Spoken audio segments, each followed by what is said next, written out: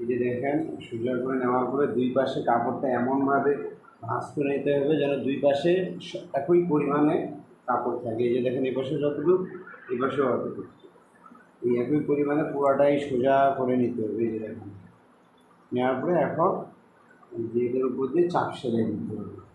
এই যে দেখুন এখন দুই সাইডে আমরা বাড়তি কাপড়টা সমান করে নেওয়ার পরে চাপ সেলাই দিতে হবে। চাপ অবশ্যই মনে রাখতে হবে, চাপ সেলাইটা যেন ছোটো পাটটা যে পাশে, এই যে খোলা মুখ যে পাশে, এই পাশ থেকে দিতে হবে, তাহলে আপনার একবারে সম্পূর্ণ কভারটা সেলাই হয়ে যাবে।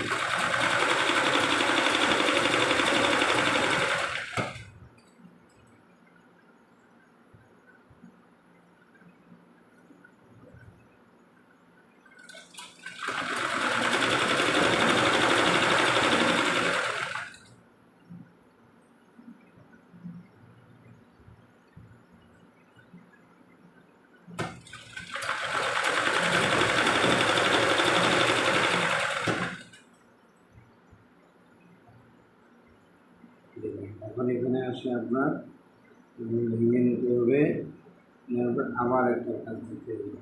যেন মনে রাখতে হবে এই নিচের যে অংশটুকু আছে এটার উপরে মিনিমাম 2 সুতা উপরে যেন এই কাপড়টা ভাঁজ পড়ে। এটা পরার পরে এখানে কর্নটা ভি করে নেওয়ার একটু কৌশল হলো যে এখানে এভাবে ভি করে নিতে হবে। ভি হয়ে গেল।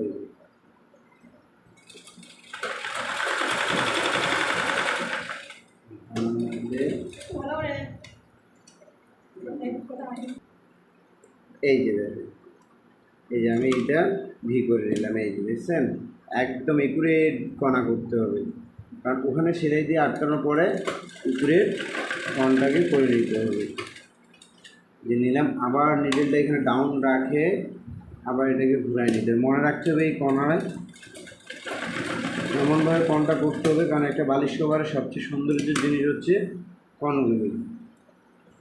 এখন সেম আমি ভেঙে নিলাম, এটাকে সমান করে দেবো, তারপরে 2 সেন্টিমিটার যাবো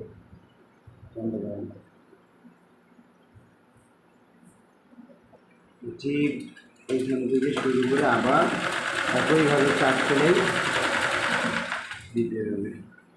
মনে রাখতে হবে এই ছোটো অংশটা যেন 2 সুতা ভিতরে থাকে।